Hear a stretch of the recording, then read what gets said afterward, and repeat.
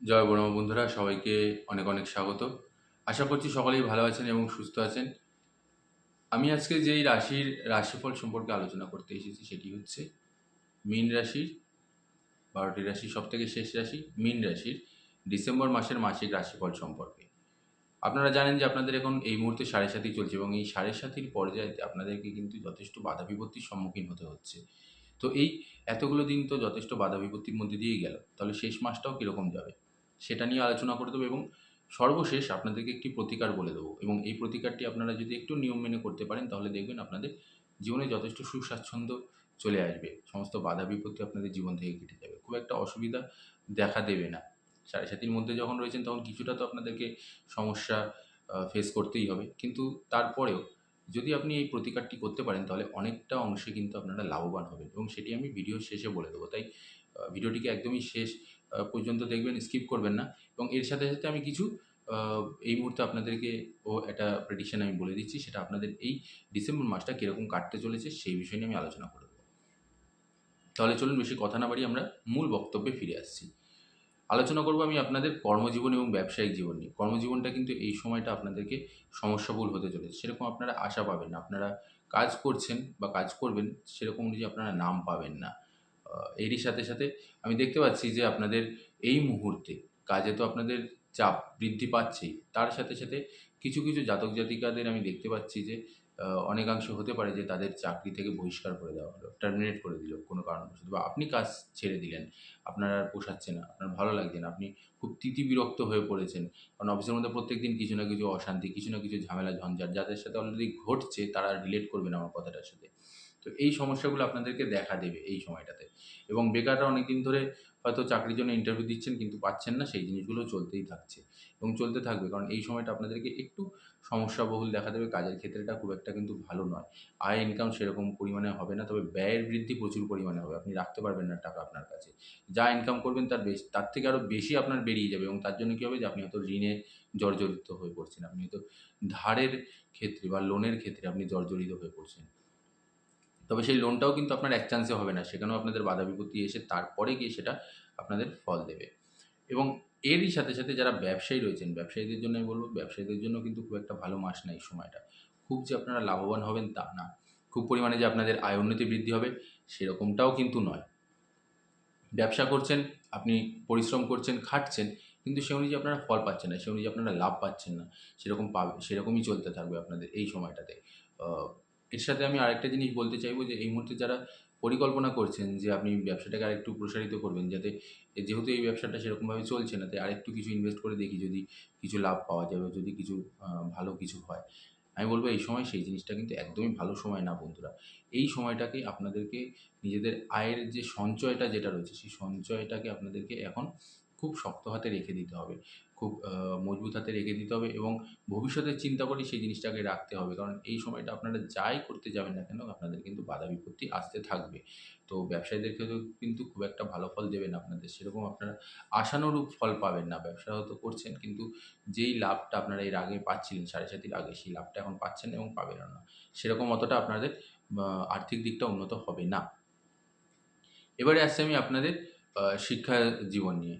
শিক্ষা জীবনটা যদি আমি দেখতে যাই তাহলে যারা সাধারণ শিক্ষার্থী আছেন তাদের মধ্যে অলসতার বৃদ্ধি পাবে, একাগ্রতার অভাব দেখা দেবে। মনোনিবেশ করতে পারবেন না আপনারা। খুব পরিমাণে ঝামেলা ঝঞ্ঝাট থাকবে। পড়াশোনাটা আপনারা ঠিক মতন করে তৈরি করতে পারছেন না।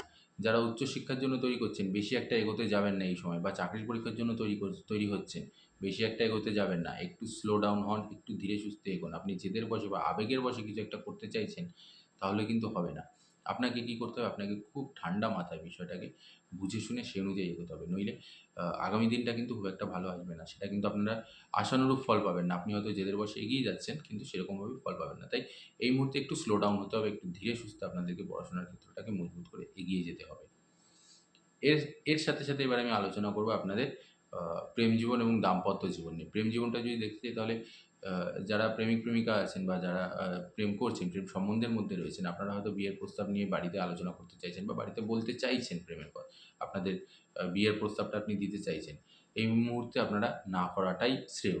কারণ এই মুহূর্তে যদি আপনি করতে গেছেন তাহলে কিন্তু খুব একটা ভালো ফল আপনারা পাবেন না। সেটা হয়তো রিজেকশনে চলে যেতে পারে, বা অশান্তি লেগে যেতে পারে, বা দুই পরিবারের মধ্যে কথা কাটাকাটি হয়ে যেতে পারে কোনো না কোনো বিষয় নিয়ে। ছোটোখাটো বিষয় হয়তো এমন কিছু বলে বসলো, আপনি বলে বসলেন, বা অন্য পক্ষ থেকে সামনের পক্ষ থেকে বলে বসলো, সেটা কী হবে, আপনাদেরকে ঝামেলা ঝঞ্ঝাটের সৃষ্টি করে দেবে, অশান্তির সৃষ্টি করে দেবে। তাই যতটা পারবেন এই সময়টাতে একটু ধীরে সুস্থে চলুন। এখন এই সময় আপনাদের বিয়ের প্রস্তাবটা না দিলেই নয়, সেটা করার দরকার নেই। আপনি নিজের মতন করে এগোতে থাকুন, যেরকম চলছে সেরকম চালান। দাম্পত্য জীবন, দাম্পত্য জীবনটা আপনাদের কীরকম আসতে চলেছে? স্বামী স্ত্রীর মধ্যে সম্পর্কটা ঠিকঠাক থাকবে, তবে ভালোবাসাটার একটু অভাব দেখা দিচ্ছে। ওই থাকতে হচ্ছে তাই থাকছি, সেরকম একটা বিষয় আরকি।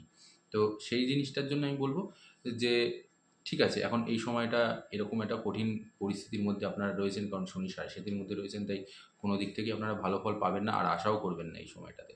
তাই যতটা পারবেন আপনি আ ঝামেলা ঝঞ্ঝাট থেকে মুক্ত হয়ে, ঝামেলা ঝঞ্ঝাট থেকে সরে গিয়ে আপনারা এগোতে থাকুন। আ কোনো ছোটোখাটো বিষয় নিয়ে রাগ উঠছে, নিজেকে কন্ট্রোল করার চেষ্টা করুন। হুট করে কোনো কিছু বলে বসবেন না, বা বলার চেষ্টাও করবেন না। তৎক্ষণাৎ আপনি কিছু বলবেন না। একটু মাথাটা ঠান্ডা হোক, তারপরে আপনি যুক্তির সাথে কথা বলুন, বা যুক্তি দিয়ে বুঝিয়ে বলুন, দেখবেন সেটা ঠিক হবে। তাই আবারও বলছি, দাম্পত্য জীবনে স্বামী-স্ত্রীর মধ্যে যে এই যে মিসআন্ডারস্ট্যান্ডিংটা, সেটা কিন্তু একটু বাড়বাড়ন্তি হতে চলেছে আপনাদের এই ডিসেম্বর মাসটাতে। তো আপনাদেরকে এখন করণীয় কি? আপনাদেরকে করণীয় খুব ঠান্ডা মাথায় বিষয়টিকে নিজেদের মতন করে চুপচাপভাবে বিষয়টাকে সর্ট আউট করার চেষ্টা করা, বা সর্ট আউট করে দেওয়া এই সময়টাতে। এবারে আসছি আমি আপনাদের আ পারিবারিক দিকটা নিয়ে আলোচনা করতে। পারিবারিক দিক থেকে যদি আমি দেখতে যাই, তাহলে পরিবারের মধ্যে কিন্তু, পরিবারেও কিন্তু বিশেষ একটা ভালো ফল দিচ্ছে না আপনাদের জন্য। পরিবারেও কিন্তু অশান্তির যোগ রয়েছে। বিশেষ করে আপনার যদি কোনো বড় দাদা বা দিদি থেকে থাকে, তার সাথে কিন্তু ঝামেলা ঝঞ্ঝাট, বা তার সাথে মতের অমিল, কথা কাটাকাটি কোনো না কোনো বিষয় নিয়ে, সেই জিনিসগুলো আপনাদের মধ্যে এখন দেখা যাবে। পিতামাতার সাথে মোটামুটি আ ওকে টাইপ বলতে পারেন আরকি সম্পর্কটা থাকবে। কিন্তু ভাই বা দিদির সাথে কিন্তু কোনো না কোনো বিষয় নিয়ে ঝামেলা ঝঞ্ঝাট লেগেই থাকবে। বিশেষ করে সম্পত্তি নিয়ে যাদের ঝামেলা ঝঞ্ঝাট চলছিল, সেই সম্পত্তি বিষয়ক অশান্তিও কিন্তু আবার বৃদ্ধি পেতে চলেছে। তো সেটাকে আপনাদেরকে এখন একটু নজর দিতে হবে। নতুবা আপনাদের কিন্তু অভাব, আ ক্ষমা করবেন, সমস্যা দেখা দেবে আপনাদের এই সময়টাতে। এটা তো গেল পারিবারিক দিকটা। এবার আসছি আমি আপনাদের স্বাস্থ্য নিয়ে আলোচনা করতে। স্বাস্থ্যের দিকটা দেখতে গেলে স্বাস্থ্য কিন্তু আপনাদের খুব একটা ভালো নেই এই সময়টা। বিশেষ করে আপনাদের পায়ের সমস্যা এবং গলার সমস্যা, টনসিল ফুলে যাওয়া, বা গলায় ঠান্ডা লেগে যাওয়া, বুকে সর্দি বসে যাওয়া, এবং তার সাথে, সাথে পায়ের সমস্যা, হাঁটুতে ব্যথা বা গোড়ালিতে ব্যথা, এই ধরনের জিনিসগুলো আপনাদেরকে ফেস করতে হবে। এগুলোকে যদি একবার একটুখানি আপনারা আ কষ্ট করে যদি জিনিসগুলোকে ঠিকঠাক করে নেন, তাহলে খুব একটা অসুবিধা হবে না। কিন্তু ওই যে বললাম যে আপনাদের এই মুহূর্তে একটু অলসতাও দেখা দিচ্ছে, আপনারা ফেলে রেখে দিচ্ছেন, কোনো কিছু করতে চাইছেন না। এইজন্য কিন্তু আপনাদেরকে পরে ভোগ করতে হবে অনেকটা কষ্ট। তাই এই মুহূর্তেই আপনারা যতটা পারবেন বিষয়টাকে ঠিকঠাক করে রাখুন। দেখুন আপনারা যথেষ্ট ভালো ফল পেতে চলেছেন। এবার এটা তো গেল আপনাদের ওভারঅল একটি প্রেডিকশন। আ যদি আমি দেখতে যাই, যে ওভারঅল যদি বলতে যাই, তাহলে ইন শর্ট আপনাদের আ সমস্যা তো রয়েছেই। আয় উন্নতি সেরকম পরিমাণে হবে না। ব্যয় বৃদ্ধির একটা যোগ রয়েছে, এবং প্রত্যেকটি কাজেই আপনারা কোনো না কোনোভাবে বাধার সম্মুখীন হবেনই হবেন। তার একটাই কারণ, আপনাদের সাড়ে ৭ই চলছে। তো এই কারণটাতে আপনাদেরকে কিন্তু সমস্যা দেখা দেবে। কিন্তু এখান থেকেও কিন্তু বাঁচার উপায় আছে। হ্যাঁ, কিছু না কিছু তো ফল আপনারা ভালো পাবেনই পাবেন। আ হতাশ হওয়ার কোনো প্রয়োজন নেই। আপনারা অবশ্যই দেখুন, দিন থাকলে রাত হবেই, রাত হবেই, রাতটা হলেই কিন্তু আমরা দিনের আনন্দটা পাই। যদি সারাক্ষণ দিন থাকতো আপনার ভালো লাগতো না, যদি সারাক্ষণ রাত থাকতো সেটাও আপনাদের ভালো লাগতো না। তাই ঈশ্বর যা করেন সব মঙ্গলের জন্যই করেন, এটা সবসময় ভেবে রাখবেন। যে ঈশ্বর যখন আমাদেরকে বানিয়ে পাঠিয়েছে পৃথিবীর বুকে, ঠিক কিছু না কিছু কারণে তো বানিয়েছেই, বা কিছু না কিছু তো আমাদের কপালে লিখে রেখে দিয়েছেই। একেবারে তো মেরে ফেলবে না।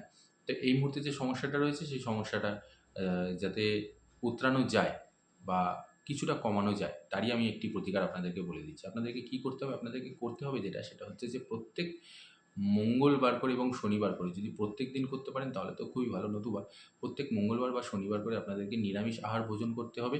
খুব পবিত্রভাবে থাকতে হবে। মন পরিষ্কার রাখতে হবে। কারোর প্রতি কোনো হিংসা বা রাগারাগি বা গালাগালি, কটু কথা, এসব কোনো কিছু বলা চলবে না। এবং এর সাথে, সাথে আপনাদেরকে কি করতে হবে, সেটা হচ্ছে হনুমান চালিসার পাঠ করতে হবে। বজরংবলীর হনুমান চালিসা পাঠ করতে হবে অফিস যাওয়ার আগে, বা নিজের কাজে যাওয়ার আগে। একটি লাল কাপড় পেতে বা আসন পেতে আপনি বজরংবলীর সামনে বসুন। যদি ছবি থেকে থাকে তো খুবই ভালো। যদি ছবি না থেকে থাকে, মনে, মনে তাকে স্মরণ করুন। বিশেষ করে পাঁচমুখী বজরংবলীকে আপনি নিজে স্মরণ করুন বিশেষ করে। দেখবেন আপনারা কিন্তু যথেষ্ট ভালো ফল পেতে চলেছেন এবং এর সাথে সাথে আপনাদের যথেষ্ট লাভ আসতে চলেছে। আপনাদের জীবন থেকে বাধা বিপত্তি, সমস্যা যা যা আছে সমস্ত কিছু আপনাদের দেখবেন কেটে যাবে। কোনো রকম কোনো অশান্তি আপনাদের জীবনে থাকবে না, বা থাকলেও সেটারও প্রভাবটা ধীরে ধীরে কাটবে। কারণ 7.5-এর মধ্যে রয়েছেন যখন, তখন প্রভাব তো থাকবে, কিন্তু সেটার জোরটা অনেকটা কমে যাবে বজরংবলীর আশীর্বাদে। এটাকে করুন, দেখুন আপনারা ভালো ফল পাবেন। তো বন্ধুরা, এই ছিল আপনাদের জন্য সম্পূর্ণ তথ্য এই শেষ মাসের শেষ রাশিফল, মীন রাশির ডিসেম্বর মাসের মাসিক রাশিফল। আশা করছি আপনাদের ভিডিওটি ভালো লেগেছে। ভিডিওটি ভালো লাগলে কিন্তু অবশ্যই একটি লাইক করে দেবেন। তার সাথে সাথে প্রচুর প্রচুর প্রচুর শেয়ার করে দেবেন। আর যারা আমার চ্যানেলে নতুন আছেন তারা অবশ্যই চ্যানেলটিকে সাবস্ক্রাইব করে পাশে থাকা বেল আইকনটিকে প্রেস করে দেবেন। এতে দেখবেন আপনারা সবার প্রথম সম্পূর্ণ তথ্যটি পেয়ে যাচ্ছেন যখনই আমি ভিডিওটি ছাড়বো, কোনো না কোনো ভিডিও ছাড়বো। এবং তার সাথে সাথে কমেন্ট বক্সে কিন্তু একদমই জয় বড়মা লিখতে ভুলবেন না। আমি বড় মায়ের কাছে আপনাদের এবং আপনাদের পরিবারের সকলের সুস্থতা এবং মঙ্গল কামনা করি। সবাই ভালো থাকবেন এবং সুস্থ থাকবেন। আজ এখানেই শেষ করছি বন্ধুরা। জয় বড়মা। নমস্কার।